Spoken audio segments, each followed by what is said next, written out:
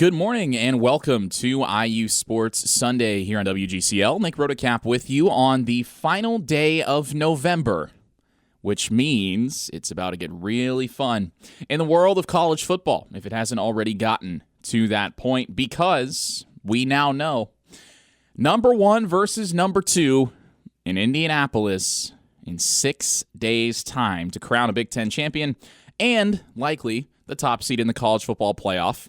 And likely the Heisman Trophy winner. That is a loaded Big Ten championship game. It's going to include Indiana and Ohio State. The Hoosiers making it to the conference championship game for the first time ever. Now, that should have been back in 2020, but the Big Ten changed the rules, and everybody just kind of forgot about it. But Indiana makes it back to the Big Ten championship. Makes it to the Big Ten Championship with a 56-3 rout over Purdue. I'm not going to lie, being in Ross-Ade Stadium for that game, when Purdue was driving down the field, about the only time that happened, I got a little scared for a moment. It was Purdue's final drive of the first quarter, the Boilers' fourth possession of the game, the only one where they could actually move the ball against Indiana's first teamers, the one where they did not, the one before Indiana put in the backups in the fourth quarter and Purdue moved the ball a little bit and didn't score. But Purdue settling for a field goal on their drive at the end of the first quarter to make it 7-3 Indiana when it was a chip shot kind of set the tone for the way that Barry Odom, the Purdue head coach, was calling this game. Spencer Porath kicked a 22-yarder. Purdue had it 4th and 2 at the Indiana 5. A chance to tie the game against the number 2 team in the country and get your home fans back into it when, by the way, there weren't a lot of Purdue fans there, and we'll get to that in a little bit. But Barry Odom says, no, you know what? I'm not going to take a risk and, really play for the upset, play for the bucket, play to spoil our rival's perfect season. I'm just going to kick a chip shot field goal. And that did not work well. That did not work well for Purdue because after that field goal, Indiana outscored the Boilers 49-0 to cruise to victory in the 100th edition of the Old Oaken Bucket game. Not the 100th meeting between Indiana and Purdue, but the 100th edition of the Old Oaken Bucket game. And people talking about, well, Fernando Mendoza didn't play that well. If you just look at the numbers, you're right. 8 of 15 for 117 yards, 2 touchdowns, no picks. And he did add 2 carries for 27 yards and a rushing touchdown. Did Fernando Mendoza. But he didn't have to play well because Indiana's ground game, once again, ran wild. Absolutely wild against yet another team. And this is kind of becoming normal. I feel like that's going to be the thing that might keep Fernando Mendoza from winning the Heisman because Indiana's rushing game is just too good. Indiana doesn't need Fernando Mendoza. I think I've said this before. Indiana doesn't need Fernando Mendoza to play like a Heisman Trophy candidate all the time. Now, it certainly does not hurt when Fernando is slinging it down the field and leading game-winning drives and completing these seeds to his wide receivers, just throwing it on a zip line, basically, like he did against Penn State, and coming back from adversity like he did also against Penn State and against Oregon and against Iowa. Now, that certainly doesn't hurt anybody if you're Indiana. But Fernando Mendoza does not have to necessarily play at that level every week because Indiana has shown the ability to just run the ball at will. It's become a normal thing now for Indiana to rush for 250, 300 yards a game. And that just breaks a team down. You could see Indiana break down Purdue. 56-3 winners in the Old Oaken Bucket game. Not that anybody was really going to be surprised by that result. Because of how poor Purdue is in year one under Barry Odom. I've got friends at Purdue, and they seem to be glad that the season's over, and I think they were ready for basketball season in about mid-September after the non-conference slate ended. But Indiana finishes the regular season 12-0 for the first time ever. The players, the coaches, they all know there is so much more that they can accomplish than just going undefeated in the regular season. But I want to take a moment and just think, wow, Indiana football just had a perfect regular season. And Curt Cignetti acknowledged that in his post-game press conference, which I think took place on Saturday morning instead of Friday night because we were in that press room way after midnight. On on Friday, as it were. He said, regardless of what happens moving forward, this Indiana team will always be the first to go 12-0. And I think that kind of perspective is important because Cignetti followed that up by saying there's still work to be done. The players know what lies ahead, and he's talked about that before, about how the players are not focused on the end. They know that there is still so much more that they can accomplish, and if you're an Indiana fan, ideally, you're watching this team play for another month and a half or so, because that would mean that they made a deep run in the college football playoff, which I think is what everybody's expecting in the organization. Everybody's expecting them to do that, and Cignetti has talked about this time and time again, but this is what happens when you put the right people in the right places and you have the right resources around them to allow them to succeed. You get a team that leads the Big Ten in rushing yards per game at 229.8. Only Oregon and Michigan averaged more than 200 as well. The next closest teams, Iowa and Penn State, 178 and 177 yards, respectively, per game. So Indiana, the most dominant rushing offense in the Big Ten. And that is why Fernando Mendoza does not have to put up crazy volume numbers. I saw somebody post a tweet yesterday about all the Heisman candidates from 2015. It was a bunch of guys, like Derrick Henry, of course, was on that list, but Deshaun Watson threw for over 4,000 yards in that season, and the guy's thinking, man, a 3,000-yard Heisman frontrunner, the game I loved is gone. Well, I mean, literally speaking, you're right, because 10 years ago, college football was a completely different sport than it is now. I think the main thing is the clock rules being changed, which everybody that I know dislikes. The clock not stopping to spot the ball on first down every single time. That's the way it used to be. But now it only stops on first down inside the final 2 minutes of the second and fourth quarters. So that effectively shrinks the game down. Teams are running fewer plays. So, of course, the volume stats are not going to be there. I mean, that's not exactly rocket science. You run fewer plays, you complete fewer passes for fewer yards. That's just how it works. And also, let's not forget that Fernando Mendoza isn't going to have the volume numbers of some other quarterbacks because he's not playing full games. Alberto was in the third quarter again against Purdue. And by the way, Alberto Mendoza completed 2 passes, 76 yards, and a touchdown to none other than Davion Chandler, the freshman out of Lawrence North High School in Indianapolis. There's a pipeline growing there. Lawrence North to IU. There is a serious pipeline because you had Omar Cooper, you had Donovan McCulley, we can forget about him. And then, of course, now Davion Chandler, who turned on the burners. It was a 65-yard touchdown pass from Alberto Mendoza to Davion Chandler.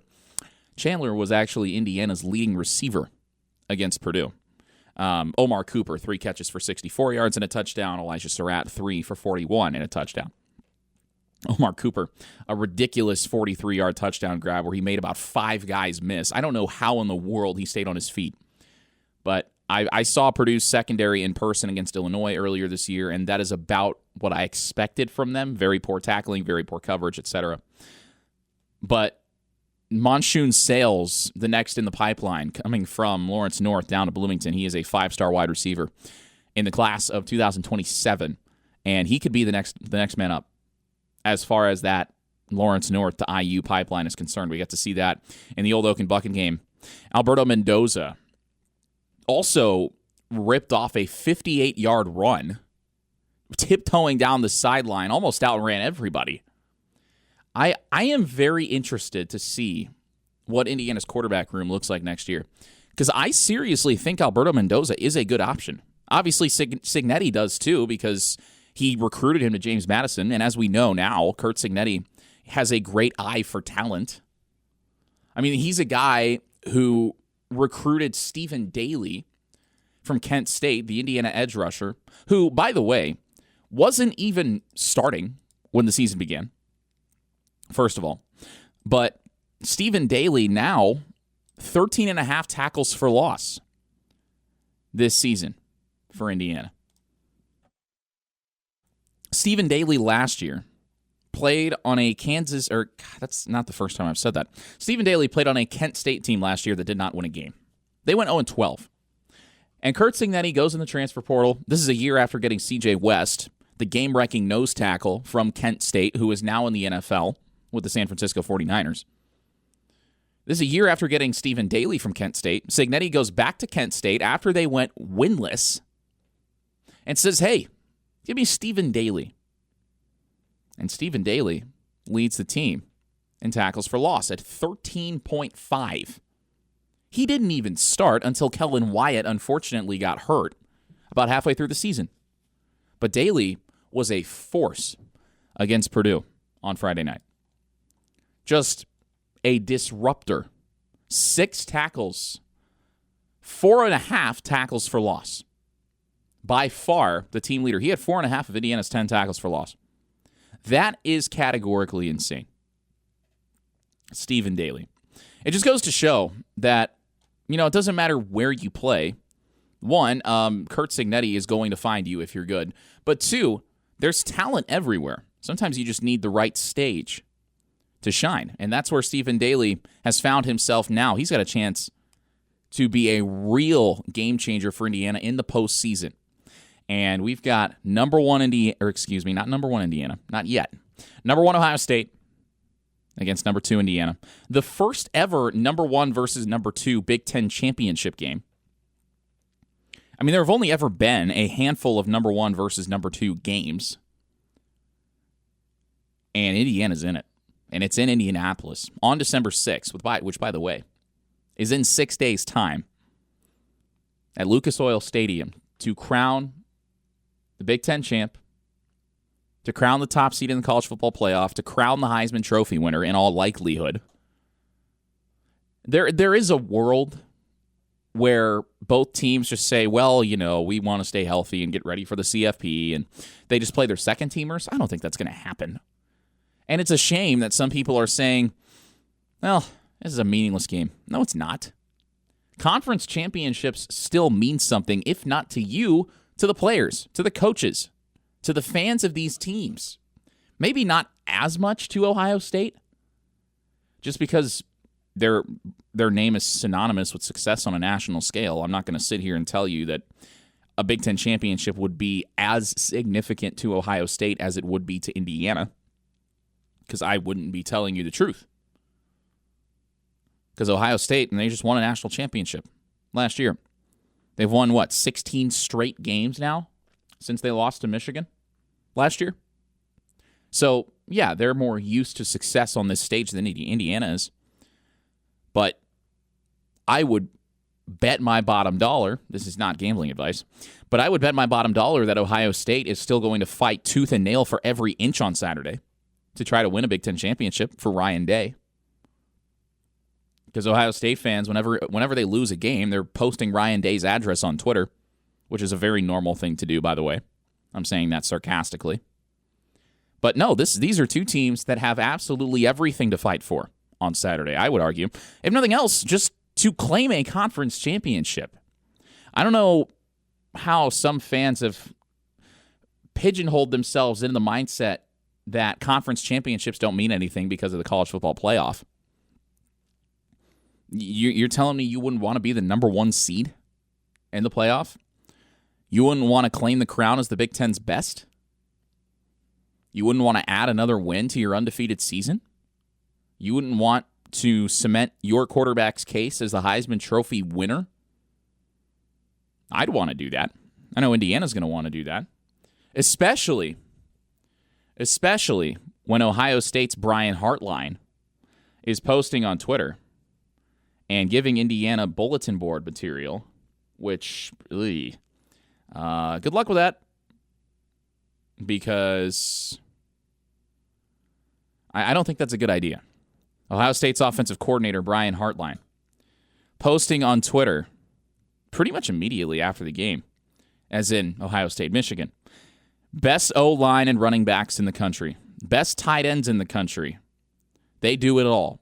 Best quarterback in college football. Best wide receivers in the country. Not close. Unless you're blind or don't know football, pick one. Just let me know. Best thing about being 12-0, don't even start about the defense. That was Ohio State's offensive coordinator, Brian Hartline. I can tell you from firsthand experience, Brian, the last thing you want to do is give Indiana football bulletin board material on social media. And I'm not speaking for others. I'm speaking for myself, because I did it before Indiana played against Oregon. It was unintentional. I posted something that I found interesting because I was broadcasting that game and I wanted interesting notes to put in my prep. I found that Indiana's defensive front seven was, on average, nearly 50 pounds smaller than Oregon's offensive line. Mostly because when I was looking at Oregon's offensive line, I saw a bunch of guys who were 315 pounds or bigger. And I'm thinking, wow, Indiana, I don't think Indiana's faced an offensive line this big yet.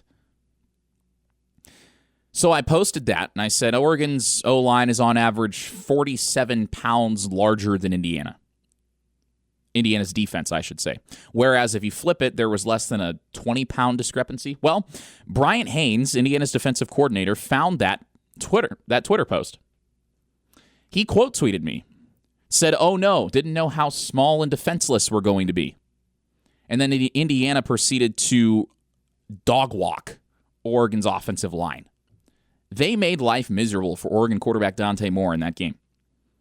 And then right after the game, Indiana strength and conditioning coach Derek Owings said, "Oh no, guess we've got to get bigger," or something like that. I'm paraphrasing there, but Indiana's coaching staff found that post and the players took it to heart. And I have a source within the program that told me that it was brought up multiple times throughout the week. So Brian Hartline, I understand. Ohio State, undefeated. Defense is ridiculously good. The running game, led by Bo Jackson, is really good. Jeremiah Smith, Carnell Tate, two of the best receivers in college football. I'm not going to say they are the best because I don't believe they are, to be honest with you. I do not believe that they are. But you, as an Ohio State offensive coordinator, would certainly push that. I will say, though, that Omar Cooper has the same amount of receiving touchdowns as Jeremiah Smith. Omar Cooper has arguably the most important catch in college football this season. Jeremiah Smith does not. That mostly is because Ohio State really hasn't been in any close games since week 1. But Brian Hartline, provide bulletin board material for Indiana football at your own risk, because the coaches will see it, and it might backfire on you. And I know that firsthand. I had to delete Twitter for like 3 days after the Oregon game because the coaches found it, and I know this might shock some of you, but Indiana football coaches have pull on social media, and my mentions were not very kind to me for a while there.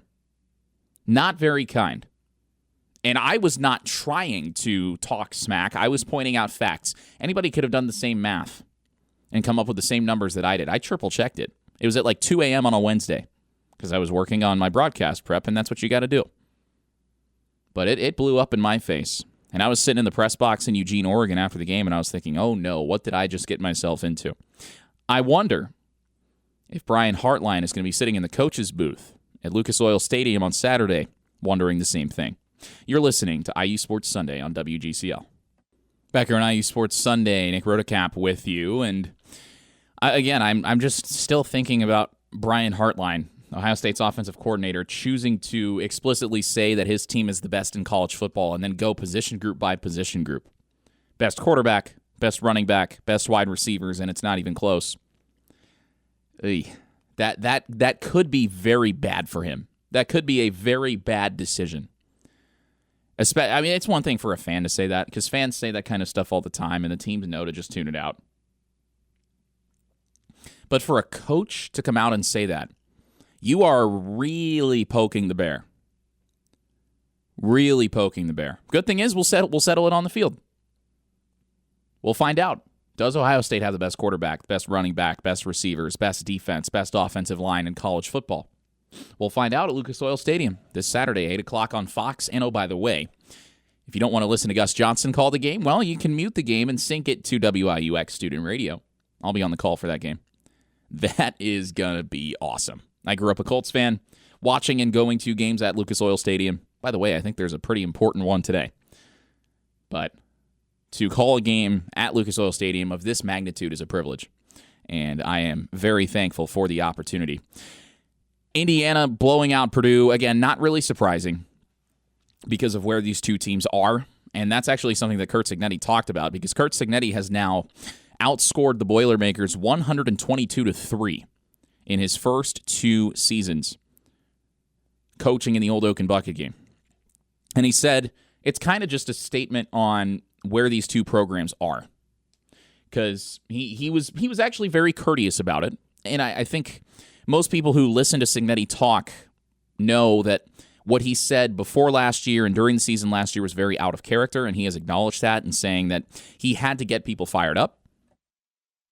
He had to turn some heads last year, but now he's much more measured, which in his own words is back to where he's been for the last 40 years as a coach. And he said, well, you know, they kind of hit a slump right as I arrived in Bloomington. I'm talking, of course, about Curt Cignetti. He's saying, well, okay, that's kind of just the way the timing worked out, and he said they will get better.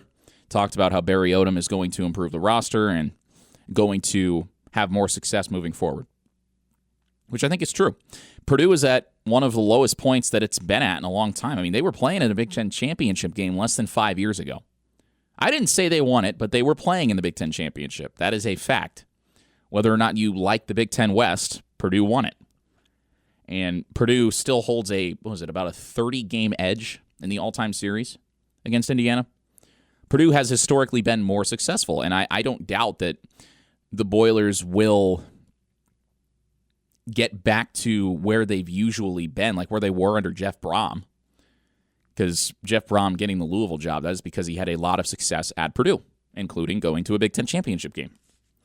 But Indiana fans, Indiana players, Curt Cignetti, I'm sure, enjoying it in the meantime. Rivalry week, a very loaded slate, and we had some chaos at the top. Of course, Texas beating Texas A&M on Friday night. Marcel Reed threw 2 interceptions. I think his Heisman campaign is pretty much done.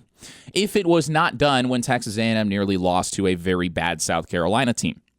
Georgia Tech falling in clean old-fashioned hate as Georgia wins 16-9. Ole Miss winning the Egg Bowl 38-19, but that is not the biggest story from that game, and it's a shame. It is a shame. Ole Miss had a chance to play in the SEC championship game. That chance gone after Alabama survived at Jordan-Hare against Auburn in the Iron Bowl last night. But Ole Miss losing Lane Kiffin to LSU. ESPN reported that either late last night or early this morning, depending on how you look at it. LSU is expected to sign Kiffin somewhere in the neighborhood of $12 million a year for 7 years, which is not Curt Cignetti money. The problem, of course, is that with the way the transfer portal window works now, it overlaps with the college football playoff. And the reporting is that Kiffin wants to stay at Ole Miss to coach in the college football playoff.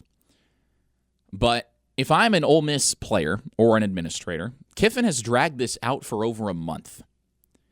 And I know that there is a systemic problem, and Curt Cignetti has actually talked about this. He's been asked about how he feels about the way the transfer portal window works now and how if you're in the playoff, like Indiana is going to be, you've got to look to construct next year's roster while you're still trying to win a national championship with this year's team. And that is a very flawed way of thinking. It's stupid, to be honest. I mean, there's just no other way around it. You should not have to recruit in the transfer portal while you are still playing games. I think the easiest thing would just be to push the transfer portal window back to the last week of January. And I know the academic calendar doesn't allow for that, but okay, fine. Just give football players extended drop ad. I mean, most of them don't show up to class anyway. Let's be honest.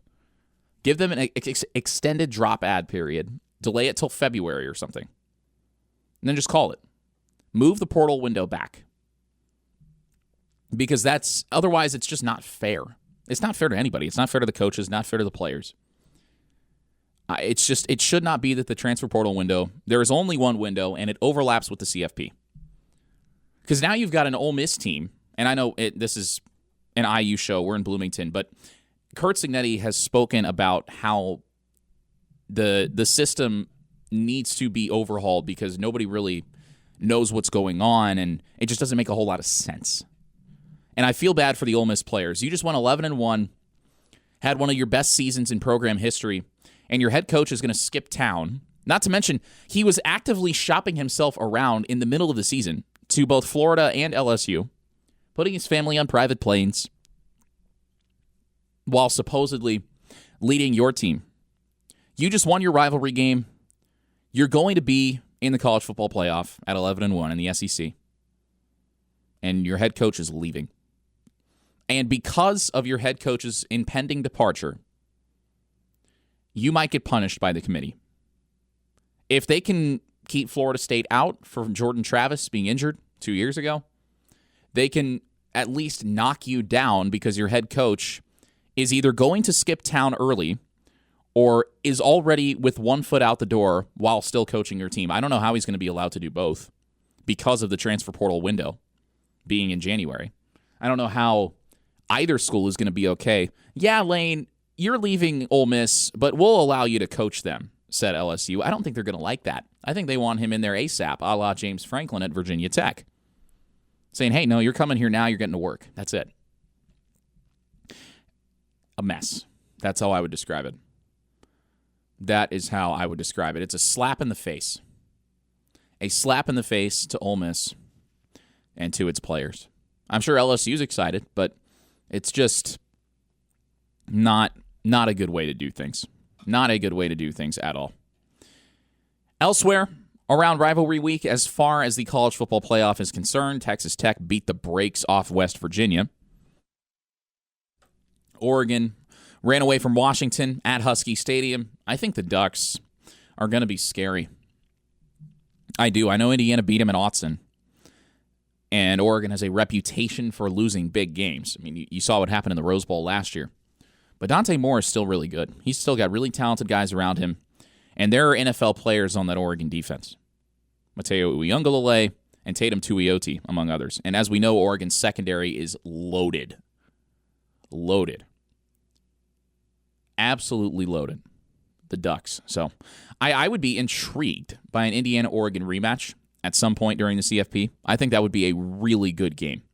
I was at Autzen Stadium. I broadcasted that game when Indiana went out there and won.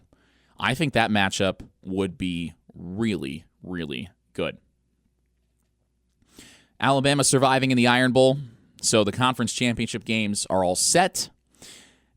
The funniest one to me is the ACC, because you've got Duke making it to the ACC championship game at 7-5, which is very funny. Very funny.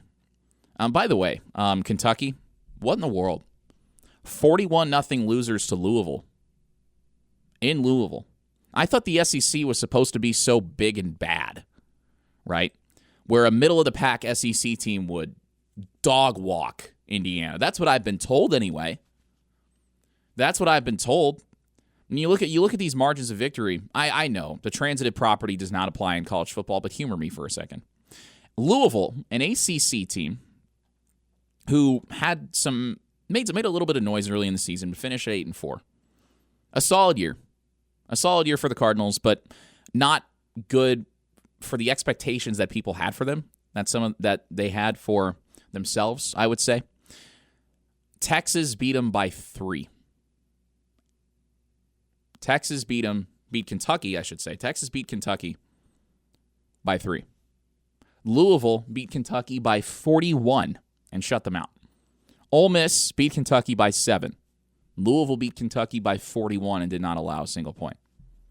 Auburn and Kentucky played to one of the worst games you'll ever see. 10-3, Kentucky won. I don't think that the SEC is as big and bad as people say it is. That's all I'm going to say about that. But it's rivalry week. You've got to take everything with a pinch of salt because they are rivalries. But I think the funniest conference championship game 7-5 Louisville getting into the ACC title game. There is a real chance that the ACC misses the playoff. There is a chance. You might get Miami in there.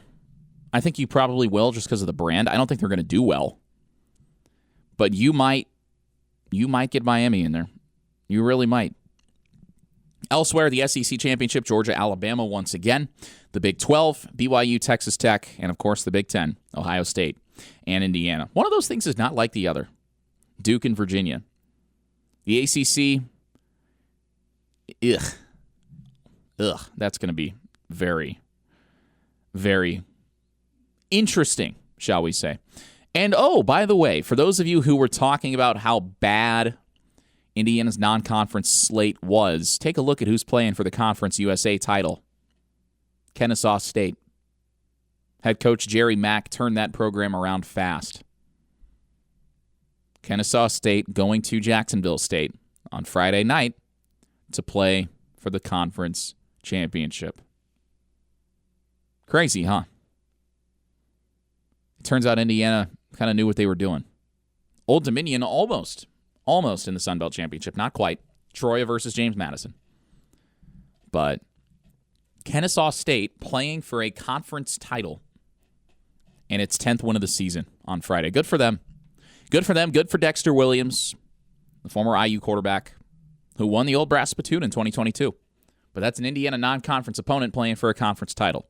And I know if they hadn't dropped Virginia, they'd be playing, they would have played two. I don't know. I don't know if they were supposed to play Virginia this year or next year. It's kind of all gotten twisted up in my head. Virginia being there, they're 8-4. That's true. But Kennesaw State, good on them. Good on them. It's going to be such a fun weekend.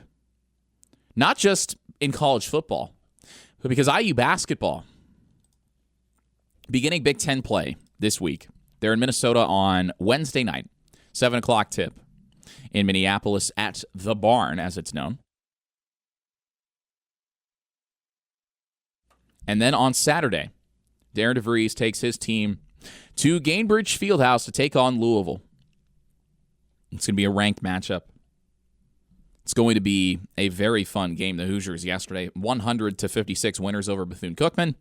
Not really anything to write home about just because Bethune-Cookman is not very good, and it was the day after the bucket game, so there weren't a lot of people there. I did not go, and admittedly, I was watching Ohio State-Michigan. I feel like most people were, but it was more of the same for Indiana. The walk-ons got in. Tucker DeVries led the way with 20 points. Lamar Wilkerson at 18, although he was just 1 of 8 from 3. Darren DeVries still encouraging him to shoot the ball because that is what Wilkerson was brought to Bloomington to do.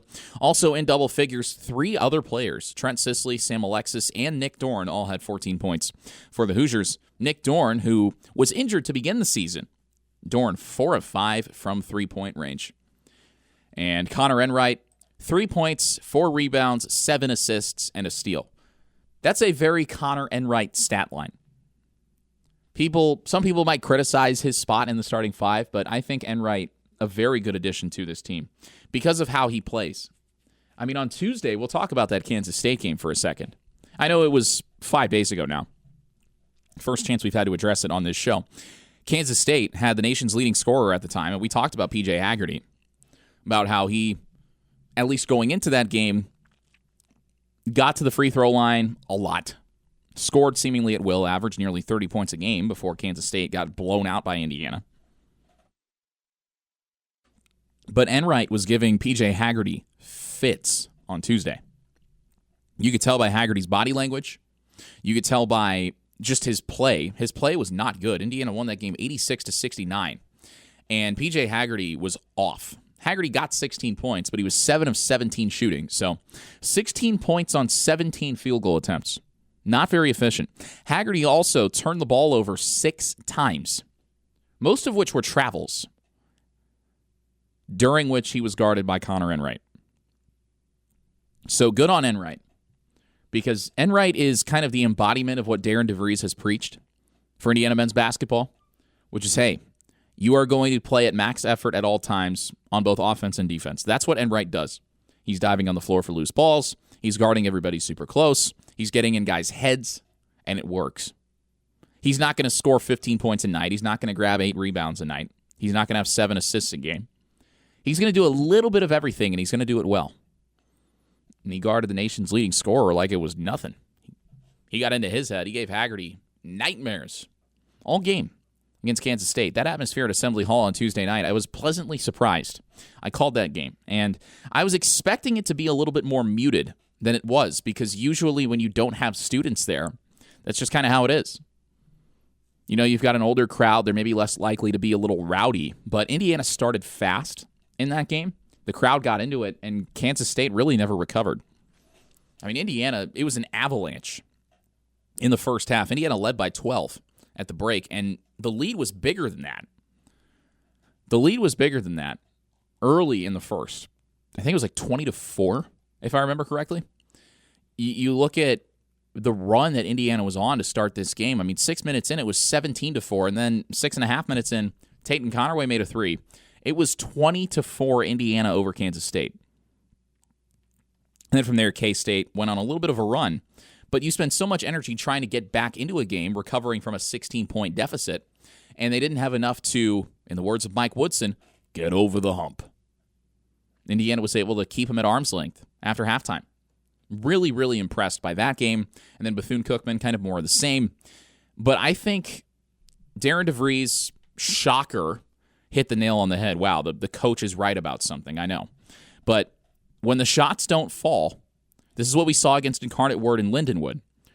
Indiana's defense is going to keep them in games. And we saw that against Incarnate Word and Lindenwood.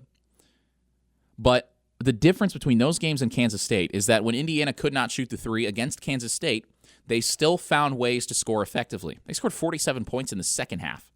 But Indiana, as a team, 10 of 33 from three-point range against K-State. So under 30%, or actually right at 30%, technically 30.3 from three-point range, 3 for 11 in the second half.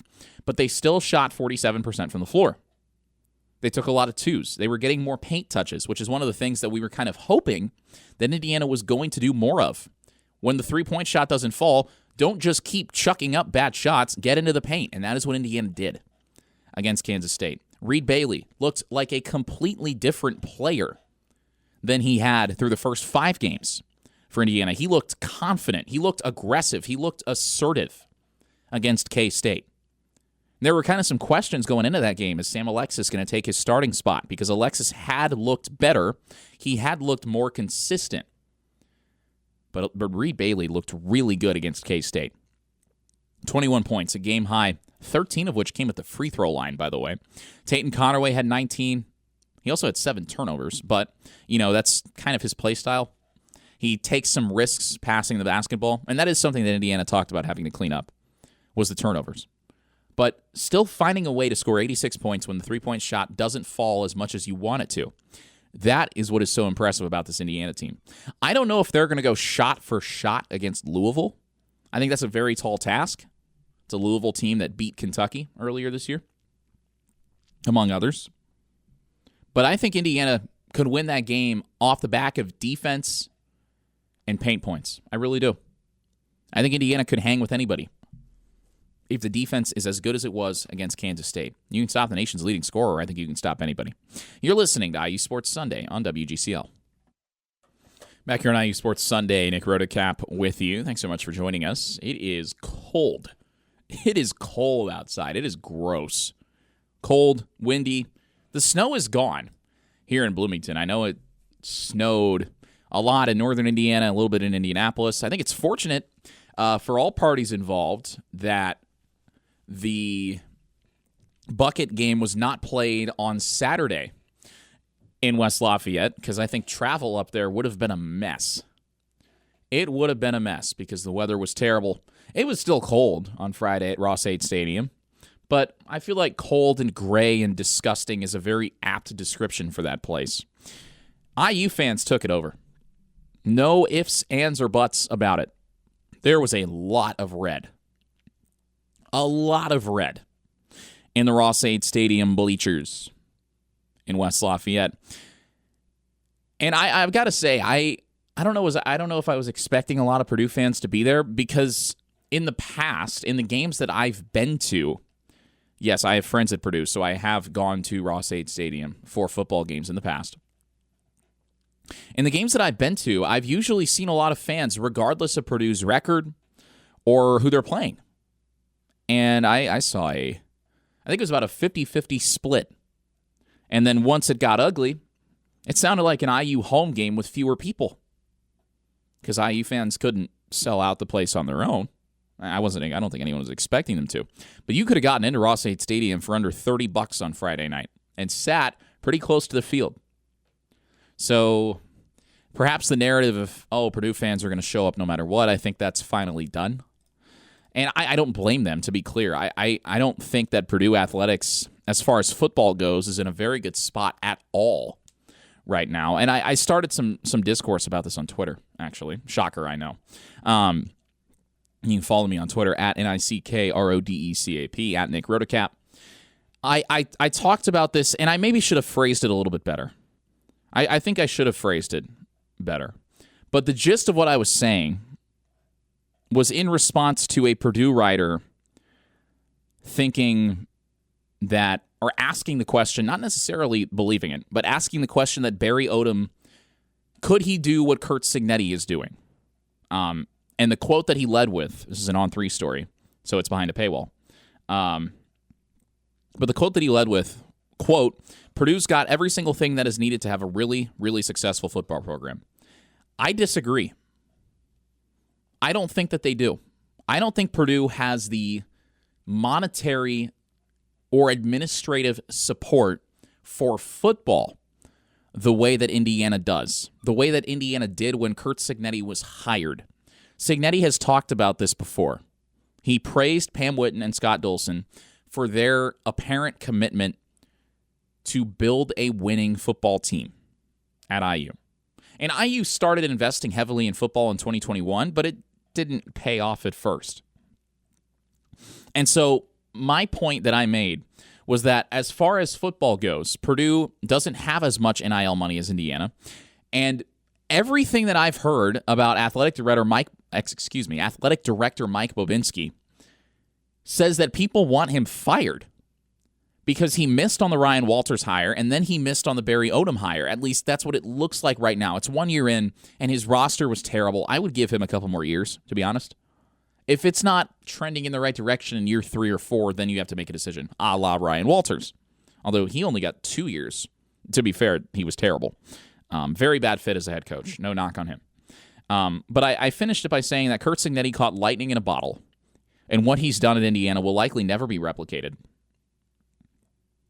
Ever, because it was a perfect storm. You had the Big Ten going away from divisions.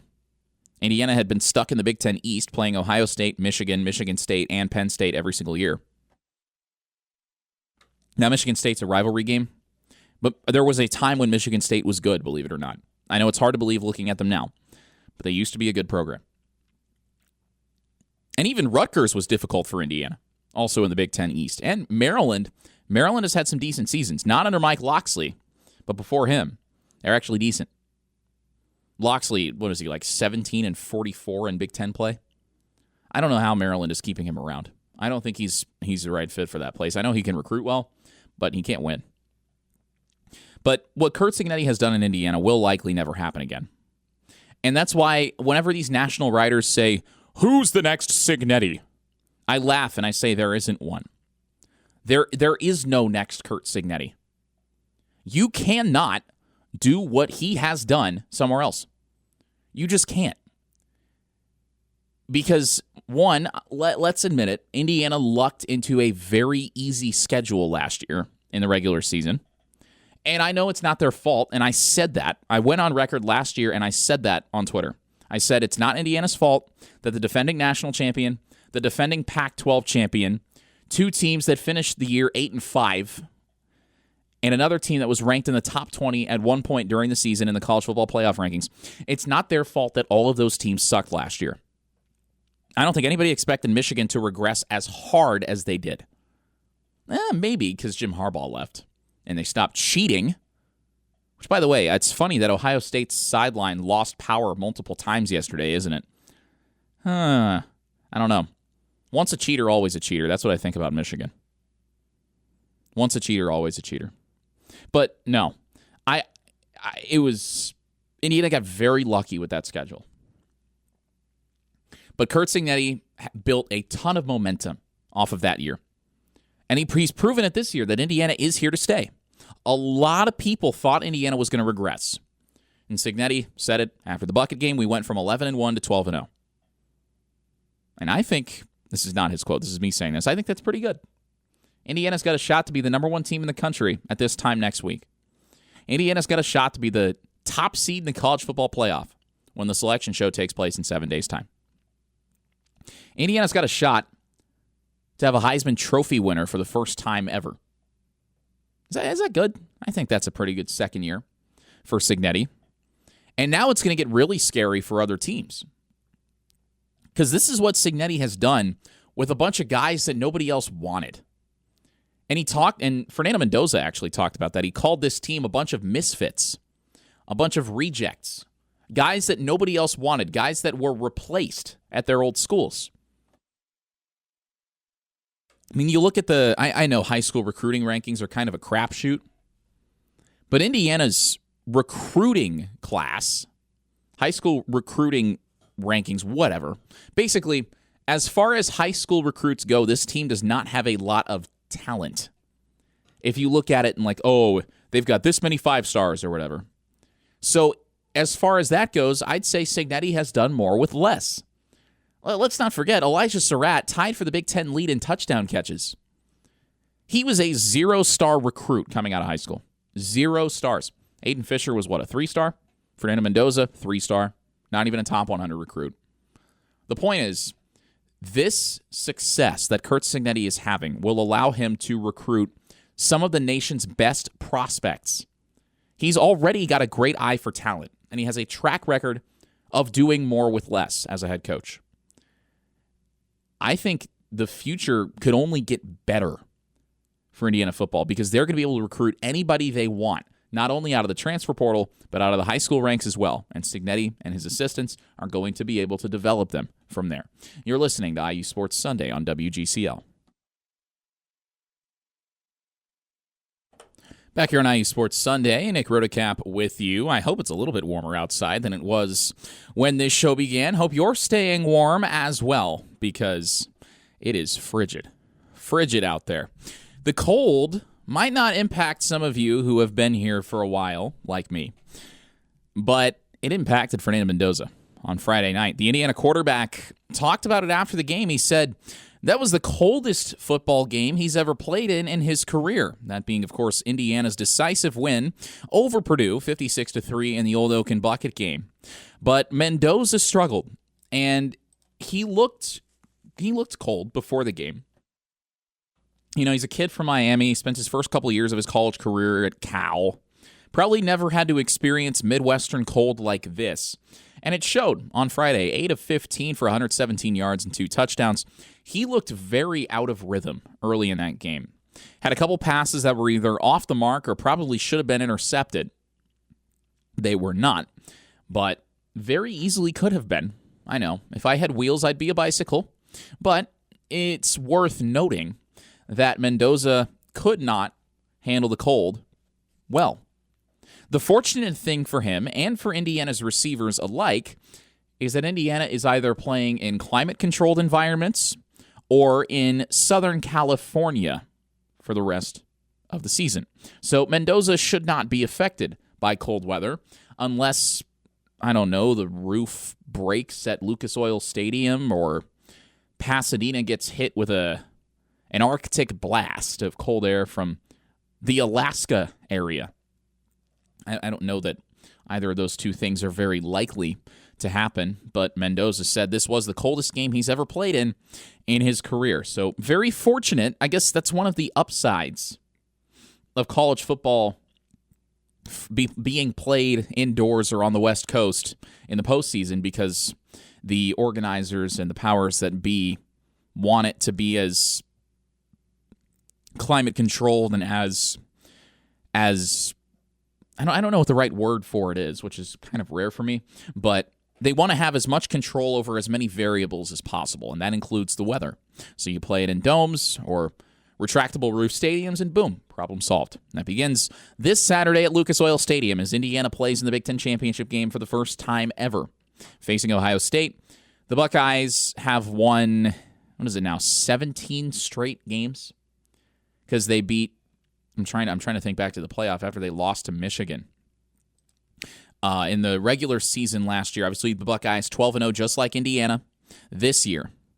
But they won, it would have been 4 games in the playoff last year, so they're up to 16 wins in a row, if memory serves me correctly, and we'll double-check that, because they won 4 games, Tennessee, Oregon, Texas, and, of course, Notre Dame in the national championship. So Ohio State is indeed, since losing to Michigan, 16-0. Wow. Yeah, it's going to be fun. The thing that scares me about Ohio State is not Julian Sayin, it's not Jeremiah Smith or Carnell Tate, the wide receivers who have gotten so much publicity, and deservedly so because they are very, very talented football players. And I have no doubt in my mind that Jeremiah Smith is going to be a star, not just for the remainder of his college career, which he already is a star, but in his NFL career as well. It's not the running game in Bo Jackson. Yeah, Bo Jackson. There's another one. He's a freshman out of Cleveland who ran all over Michigan yesterday, 117 yards on 22 carries. That's over 5 yards per attempt. Bo Jackson has rushed for 100 yards in 4 of his last 5 games. True freshman. Doing quite well for himself. It's not any of that. That's not what scares me about the Buckeyes. What scares me is their defense. Their defense is the best in the nation by scoring. It's not even really close. It's not close. This is a team in Ohio State that has not allowed more than 16 points in a game this year. That is absurd. More than 16 points in a game. That's basically 2 touchdowns. That's the threshold for them. They've held opponents to under 10 points in 8 games. Held Texas to 7, held Washington to 6 points, Minnesota to 3. Obviously, Ohio and Grambling. I don't think I really have to mention that. They shut out Wisconsin, which isn't really saying much because Wisconsin's offense was very weak this year. Held Rutgers and Michigan each to 9 points. Michigan, Bryce Underwood, for somebody who talked as much as he did about taking over Ohio and all that, well, didn't do a very good job yesterday. Did not do a very good job. But man, the defense is just so good. So good. And that is what scares me about this Ohio State team, to tell you the truth. Because you look at the FBS defensive leaders, well, defenses 1 and 2 are going head-to-head at Lucas Oil Stadium. The Buckeyes have allowed 7.8 points per game. The only team in single digits. Indiana, second best. 10.9 points per game. This is going to be as close to an even game on paper as you will find. The games are not played on paper. I know that. But I do wonder, is it going to be a defensive battle? Is it going to be like that Super Bowl where the Patriots beat the Rams 10-3? Even though the Rams that year were one of the best offenses in the NFL, because that was the same Rams team that played that Kansas City game on Monday night where it was like 54-51 at the LA Coliseum. That was the same Rams team that scored 3 points in the Super Bowl. I'm thinking it might be like that, and that Ohio State, Indiana is extremely low scoring because the defenses are so good. Because the defenses are ridiculously good. Neither defense is allowing over 82 rushing yards per game. Ohio State is holding opposing quarterbacks to 121 passing yards per game. That is ridiculous. Indiana, by comparison, allowing 173 passing yards per game, allowing about 50 total yards more per game. But no matter how you slice it, these are 2 of the best defenses in the country. And for Ohio State, you if you watch the Ohio State-Michigan game yesterday, which my guess is most IU fans did, you'll know Joel Klatt had a very high praise for Arvell Reese. Arvell Reese, the Ohio State linebacker playing alongside Sonny Styles.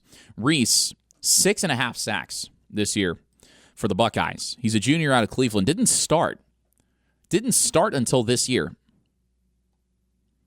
But they had a lot of praise for him.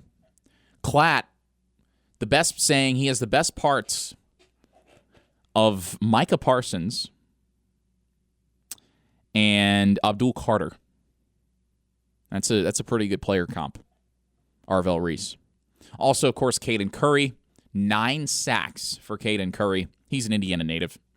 Played at Center Grove High School about the time I was at Cathedral, so I am quite familiar with Caden Curry. He's from Greenwood. He's my age, actually. And then in the secondary, you've got the often penalized Davison Igbinosun, who holds on just about every play. And then the safety, Caleb Downs, who, as we know, related to the Colts wide receiver Josh Downs. Caleb Downs, only a junior, which is hard to believe. Very hard to believe. But Caleb Downs, also a star. One among many for Ohio State. On the offensive side, of course, it bears mentioning Jeremiah Smith and Carnell Tate, the wide receiver tandem. Smith, nearly 1,000 yards this season, 11 touchdowns, tied for the Big Ten lead. Julian Sayin, the quarterback, Heisman Trophy front runner, one of a couple, the other being Fernando Mendoza, and then also Jeremiah Smith. I will not pay any mind to Diego Pavia. Nope, not doing it. Not doing it. Didn't win any meaningful games. Tennessee's not good. And not to mention, Diego Pavia, I could handle it if it was just him, playing well for Vanderbilt. But he's doing more than that. He's running his mouth on social media. He's still playing college football, even though he's been in college since 2019. He's played 7 seasons. He should be in the workforce right now. But instead, he's still playing college football because he sued the NCAA, which I know Lewis Moore did the same thing, but Lewis Moore is different because he was injured. He was injured for his freshman year, or he redshirted, then he got hurt. It was a whole thing. Diego Pavia is just old. He's an elderly man. He's going to need a cane and a walker. Maybe both at the same time. I don't know. But Pavia also just running his mouth. His mom getting screen time, doing the Heisman pose and making it about herself in the stands. One of his relatives got arrested at Neyland Stadium last night. I think it was his brother.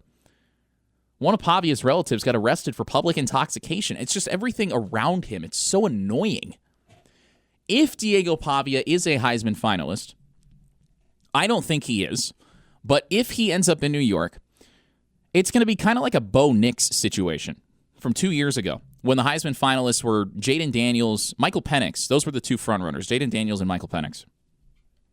Those were the guys who everybody kind of figured that the Heisman race was going to come down to. Daniels, Penix, Marvin Harrison Jr., of course, also in there. That was a 1,200-yard season for him. And then Bo Nix was there. And you knew, after following that season, you knew that Nix didn't have a prayer of winning it.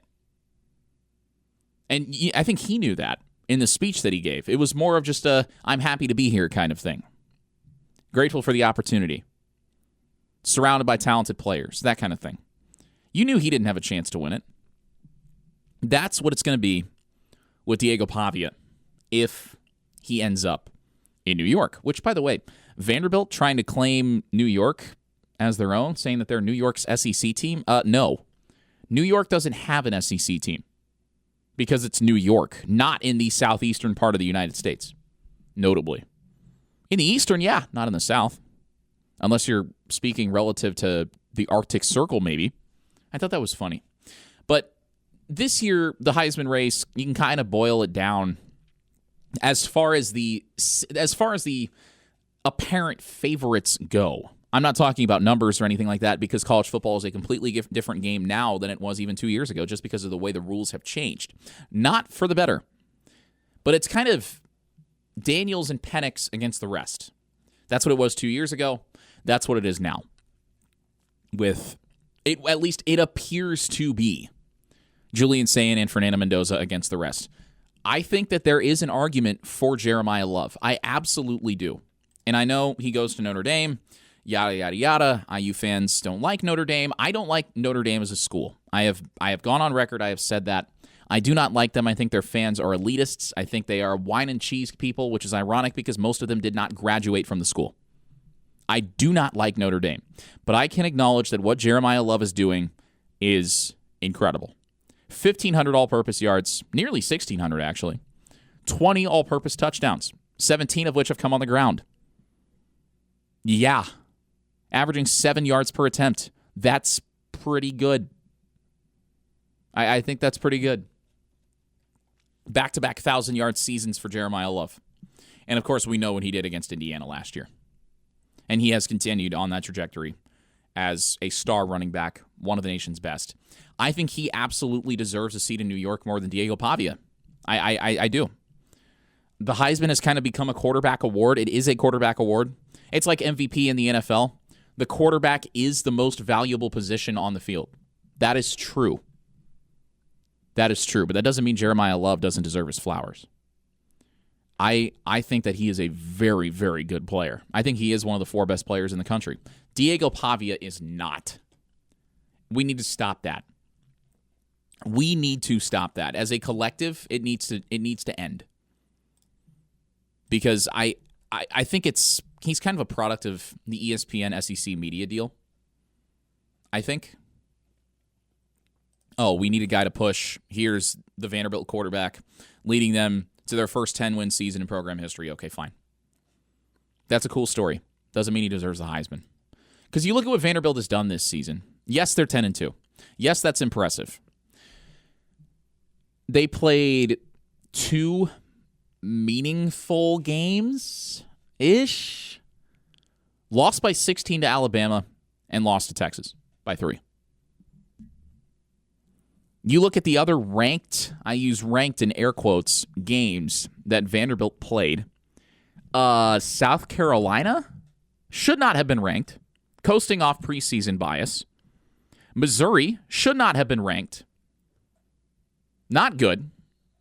LSU, also not good.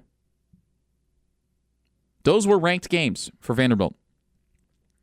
And this is the problem. This all comes back to preseason rankings. Because like it or not, preseason bias does factor in throughout the season. It trickles down. Because the higher a team is ranked to begin the season, the less likely that team is to fall out of the rankings as the season goes on. That's just how it works. I'm not saying that's right or wrong. I think it's wrong, actually. I will say that.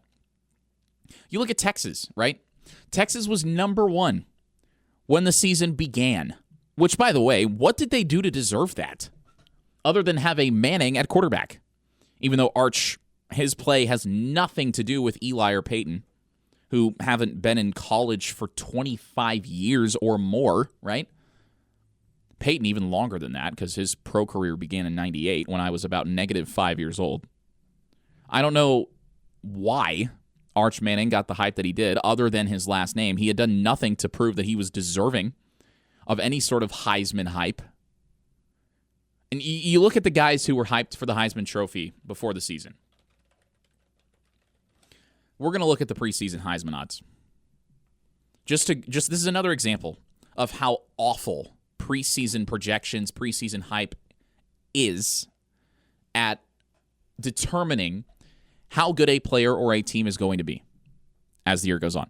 These were your preseason Heisman favorites as of August 15th. At number 1, Arch Manning. Number 2, Cade Klubnik. Number 3, Garrett Nussmeier. Number 4, this is the only one in the top 6 who actually has a chance, and it's Jeremiah Smith. I don't think it was exactly rocket science to know that Jeremiah Smith was going to have another great year because he is one of the best players in the country regardless of position. Number 5, Lenoris Sellers. Number 6, Drew Aller. And before Drew Aller got hurt, which you never want to see anybody get hurt, Before Drew Aller got hurt, he was not playing well. He played horribly against Oregon because he's not good against good teams. We knew that. He almost lost to Indiana 2 years ago, and Indiana was terrible in 2023. Unfortunately, I had the displeasure of watching Indiana play twice in person in 2023, and it was awful. They lost both games in about the most excruciating fashion you can imagine. You think back, the old Oak and Bucket game, and then before that, the Louisville game, which is the last time Indiana played in Lucas Oil Stadium before this coming Saturday, which, wow, a lot can change in 26 months. But my point is, you had the Texas quarterback Arch Manning, Clemson's Cade Klubnik, LSU's Garrett Nussmeier, Lenora Sellers out of South Carolina, and Drew Aller at quarterback for Penn State, all in the top 6 in the preseason Heisman odds. You look at the Heisman favorites now, there's nobody. None of those guys are on the list. Julian Sayin, Fernando Mendoza, Jeremiah Love. That's my top 3. If you really want to get into the weeds, we'll talk about Texas Tech's linebacker Jacob Rodriguez. But I think he's an industry plant Heisman. And what do you mean by that? Well, Texas Tech having Jacob Rodriguez attempt a pass yesterday against West Virginia, which, by the way, was intercepted. And then also he punched in a 1-yard touchdown run. I don't think that a 1-yard touchdown run should carry a whole lot of weight when it comes to a defensive player's Heisman chances. Oh, look, he can do it all. Huh? You could give a lot of people a carry from 1 yard out and have them score. And also doing it against West Virginia. West Virginia's awful, dreadful, putrid, no good, horrible, very bad, and other adjectives you and your friends can use. The point is, preseason anything is more often than not a total joke. Preseason polls, preseason Heisman odds, I know it's fun to talk about, but we should not use it as a serious measure of talent or success, or dare I say a team's ranking. Because Texas was the preseason number 1 team. Texas lost to Ohio State, as we know. They went on the road. Yeah, okay. They lost. They did not win. Losing means you did not win. I know that's hard for some SEC fans to grasp. Texas then, of course, went into the swamp in Week 5, lost to Florida. That was the same day that UCLA beat Penn State. And then Texas barely squeaks by Kentucky, needs overtime to beat Mississippi State, and gets blown out by Georgia. And then they beat Texas A&M. Texas now at number 16 in the rankings. That'll change today. The point is, Texas clearly not the number 1 team, and they never did anything to deserve that. But then they beat Texas A&M, and they're 9-3, and Steve Sarkisian is crying about how, I think that we deserve to be in the college football playoff. What have you done to prove that? I'll tell you what Indiana's done. They haven't lost, and they have one of the best wins in the country this season at Oregon, a team that nobody had beaten on the road in 3 years. A team that, by all weights and measures, by all analytical measures, including ESPN's own FPI, you look at the SP+, you look at pretty much anything, Oregon's near the top. Oregon is clearly one of the best teams in the country. What has Texas A&M done other than beat Notre Dame? That's it. That's the only good win Texas A&M has, which I will tip my cap and say going on the road and winning in South Bend is very hard, as Indiana found out last year. Not easy. I will give Texas A&M a lot of credit for that. But outside of that, they played one of the easiest SEC schedules imaginable.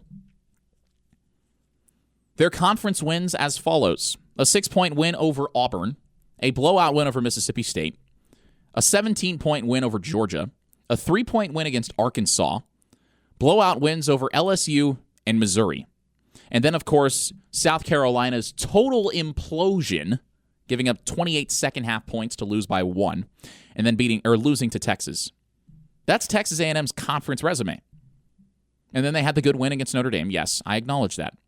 But Texas A&M, I don't think, I don't know. I'm not sold on them. I lost all faith in Texas A&M after South Carolina nearly beat them, to be honest. Marcel Reed throws a lot of ill-timed interceptions. He does. He does. And the preseason bias, it's a cycle of sorts. Teams get overvalued at the start of the year in the SEC, i.e. Texas. Teams in the SEC beat that overvalued team, and people call it a ranked win. And then other teams bolster their own resume on the back of that ranked win to inflate their own rankings, when in reality they aren't as good as the ranking says they are. Another good example is Tennessee. Let's look at this. Let's look at who Tennessee has beaten this year. Tennessee finishes the regular season 8-4. Still ranked as of now. They're probably going to drop out. They were number 19 before Vanderbilt beat them yesterday.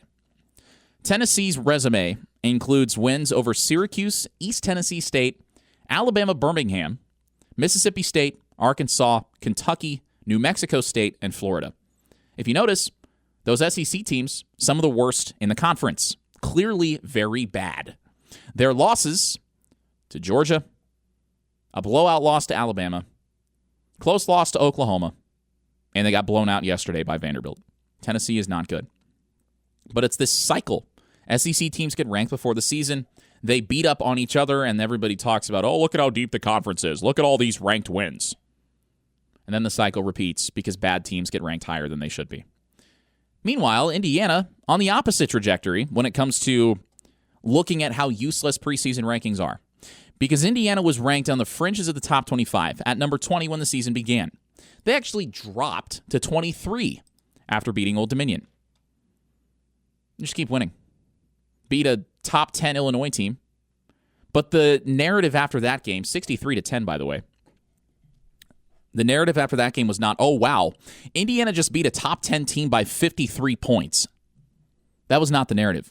The narrative was, Illinois was never that good. Did you see they had a bunch of their secondary injured? Their offensive line was hurt. Indiana's not that good. Illinois is just bad. They were overranked. But when an SEC team beats another overranked SEC team, oh, look at how deep this conference is. Oh, this is a quality loss. Then Indiana guts out a win at Iowa. Only winning by 5 points at Iowa? You suck. Going into Oregon, winning there at Autzen Stadium. It's not, oh, look at how deep the Big Ten is. Oh, wow, look at how good these teams are. Well, who's Oregon beaten? Their best wins over a bad Penn State team that just fired James Franklin. Actually, I don't know that Penn State had fired James Franklin yet. They were close. Oregon's not that good. They can't beat anybody. Beat Michigan State, beat UCLA, beat Maryland, go to Penn State, which, by the way, just because Penn State fired James Franklin does not mean that all the players on that roster suddenly became bad. Penn State has some really good football players on that team. Some guys who are going to be playing on Sundays. Katron Allen, Nicholas Singleton, Denai Dennis Sutton, just to name a few. It's not like they suddenly started sucking because their head coach got fired. They are still a very talented team. James Franklin lost the locker room. That's why he was fired. Which, by the way, I don't think he should have been fired, and we can get to that later. But the narrative around Indiana winning those games was not, oh, wow, look at how good Indiana is. At first, after Indiana started stacking the wins, eventually you saw that start to change.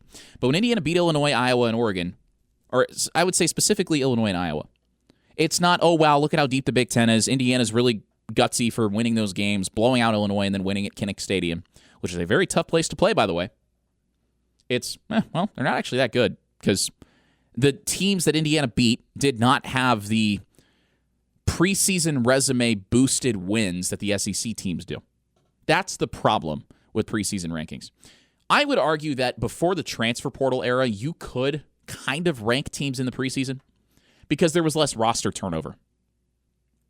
You could have a decent expectation of where teams were headed.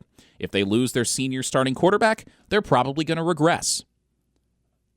If they have a rising junior quarterback who started as a sophomore and showed strides, okay, they're probably going to progress a little bit.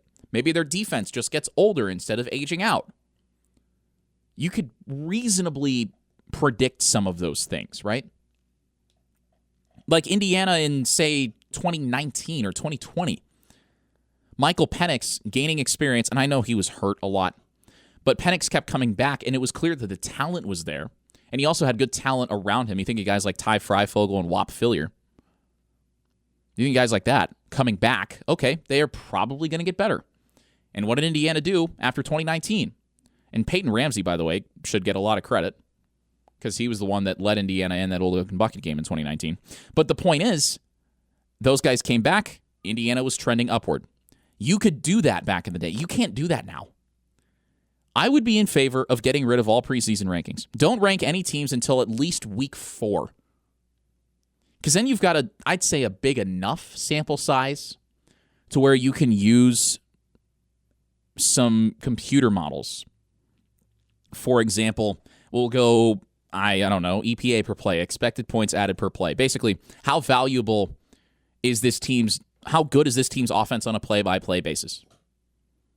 Success rate, SP+, which is a pretty good model.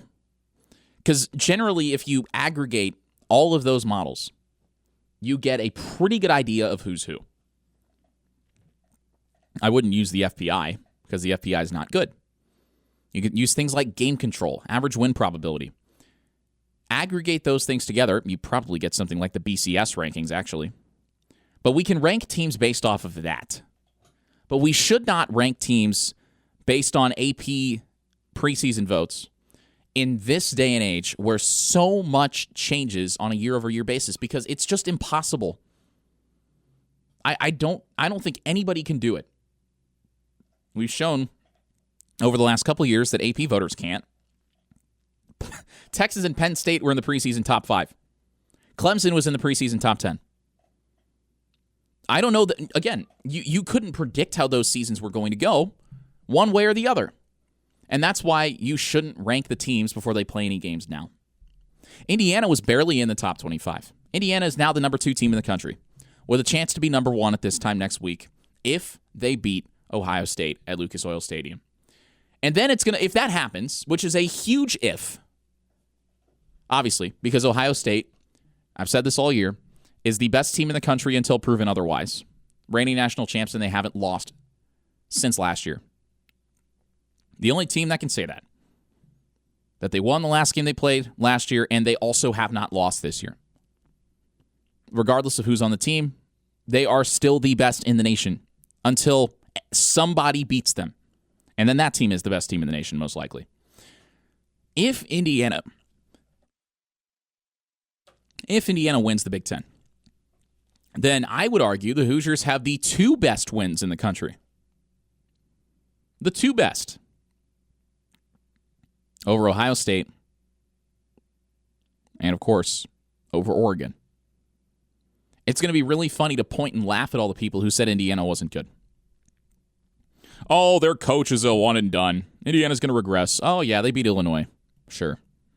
Illinois is not good. And that's what people were saying when it happened. I think you beat any conference opponent by 50 points, you're probably pretty good, regardless of how good that opponent is. Because it's hard to win in college football. I also think it's funny, the double standard, because ESPN will use rankings at the time the teams played to determine what is and is not a ranked win for certain teams. I don't like that. And I know, you can only play the team at the time that you play them. But you cannot look me in the eye and tell me that, say, for example, LSU, a team that beat LSU, that should be considered a ranked win for them. A team that beat South Carolina at the start of the season. South Carolina is horrible. You can't consider that a ranked win. And, of course, the other side is Indiana. Predicted to regress because, I don't know. On paper, it was a tougher schedule. People thought Curt Cignetti was a one and done, was a fluke. Indiana's cleared every hurdle so far. And if Indiana beats Ohio State, they're going to have 2 of the best wins of any team in college football this year. And it's just going to be another example of, wow, preseason rankings sure are useless. You're listening to IU Sports Sunday on WGCL. Back here on IU Sports Sunday, Nick Rotocap with you. I want to give some flowers to some of the teams that I haven't talked about as much on this show, and I apologize to them for that. Indiana volleyball finished the regular season 23-7, which, if you know anything about IU volleyball, this is one of the best seasons they've had in a very long time, certainly in the Steve Aird era, the Hoosiers top 5 in the Big Ten for the first time since 1999. Wow. Yeah, that's pretty good. Indiana will be selected to the NCAA tournament for the first time in 15 years. The selection show is today for NCAA women's volleyball, and the Hoosiers will be there. 23-7 on the season, 14-6 in Big Ten play for Indiana volleyball. And this is an Indiana team that has players like Candelo Alonso-Corsellis and Avery Tatum who are going to be playing professionally in the women's volleyball circuit here. I don't know I think it's here in the United States, if I remember right, because Avery Tatum was drafted by a team in Columbus, so that would track. But Candelo Alonso-Corsellis, who joined the program from Spain back in 2022, has become the winningest volleyball player in IU history. Since the NCAA began recognizing volleyball as a varsity sport in 1981, no player at Indiana has won more games since then. Let me start over. No Indiana player has won more games in her career since volleyball became a varsity sport than Candelo Alonso-Corsellis. 75 wins over the course of her career. And she locked up that record back on Wednesday when IU swept Illinois in Champaign. Candelo Alonso-Corsellis will finish her career top 10 in kills at IU and first in overall wins, 75, and Big Ten wins with 42. Not bad, because Corsellis, she barely spoke English when she got here, and I know that because I've called some IU volleyball games over my time here at IU, and it took her a little bit to get comfortable here in Bloomington, which moving continents and living in a place you've never been for an extended period of time, that's going to be difficult for anybody. But she got more and more comfortable, especially from year 1 to year 2, and has really shined over the last couple of seasons for Indiana. And you could kind of tell for Indiana volleyball that last year they were getting close. They were close to the NCAA tournament. Didn't miss by much, but you could just kind of tell they were a year away. And, well, that year has come and gone, and now they are going to be headed to the NCAA tournament for the first time since 2010.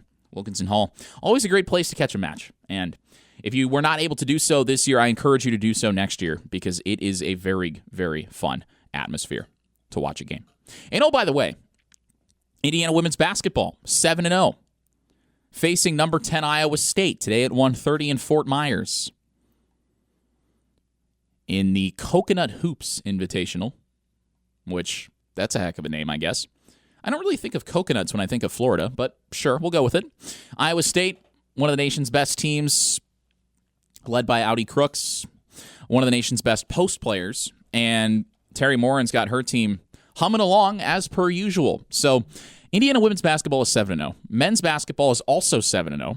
Football is 12-0. 26-0 between football and basketball combined. That's pretty good.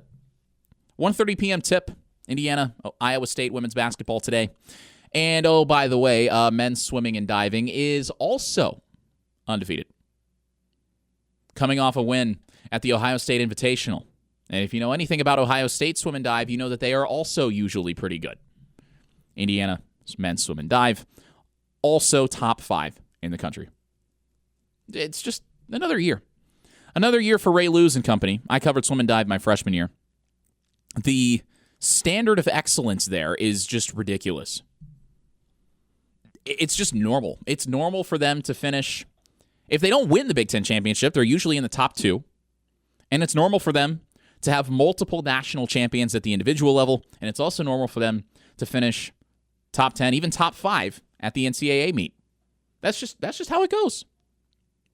And it's a testament to the long, long history of excellence and the tradition, the standard of success in IU swim and dive.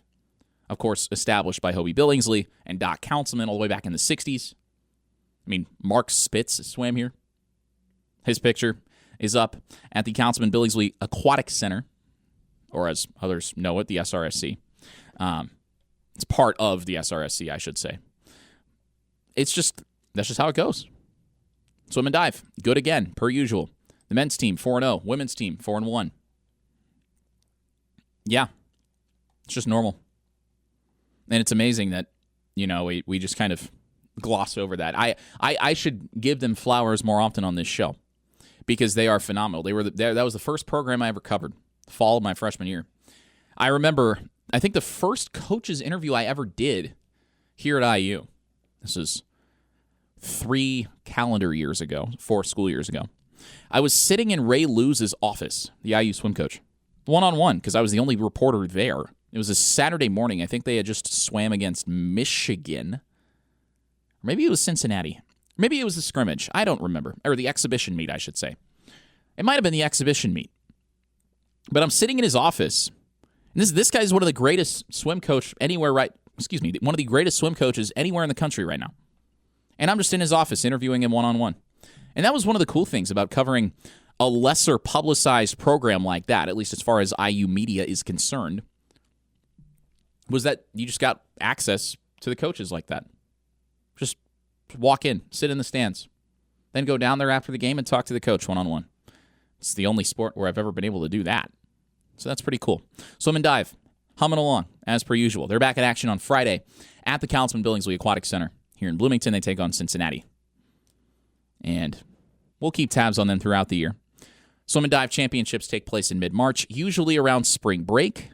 So keep your eyes peeled for that down the road because it's always it's normal to see them. It's normal to look up and see them. Oh, top 5, top 10, whatever. That's fine. And it bears repeating that shouldn't be normal, but it just is. Then swim and dive is a little bit different than other sports because usually it's the same group of teams that are at the top year in and year out. That's just kind of how it goes. Usually Texas and Cal are up there as well. Ohio State is up there a lot. Purdue's diving program, at least when I was covering the sport, was actually pretty good. But Ohio State is always up there when it comes to swim and dive. And so is Indiana. Ray Luz and Drew Johansson, the swim and dive coaches, respectively, for them. So volleyball headed to the NCAA tournament. The selection show is today. Women's basketball, a chance for a ranked win over Iowa State coming up at 1:30. Austin Render, I'm sure, will have the call. He's been busy. Crossover season. Busy for all of us. And again, we talked about it earlier on this show. December 6th, this Saturday, Indiana-Louisville. Men's basketball at Gainbridge Fieldhouse at 2 p.m. And then at 8 p.m., Indiana-Ohio State football, playing for the Big Ten crown. One of these teams will see their undefeated season come to a close. We'll see their undefeated run end. I don't know who it's going to be. This is about as even a matchup as you will find anywhere. It's not very often you get number 1 versus number 2, period. Let alone, this is the first time it's ever happened in the Big Ten Championship. It's going to be incredible. The get-in price is about $400 for this game. I think you're better off watching on your couch. Mostly because the TV timeouts are going to be unbearable.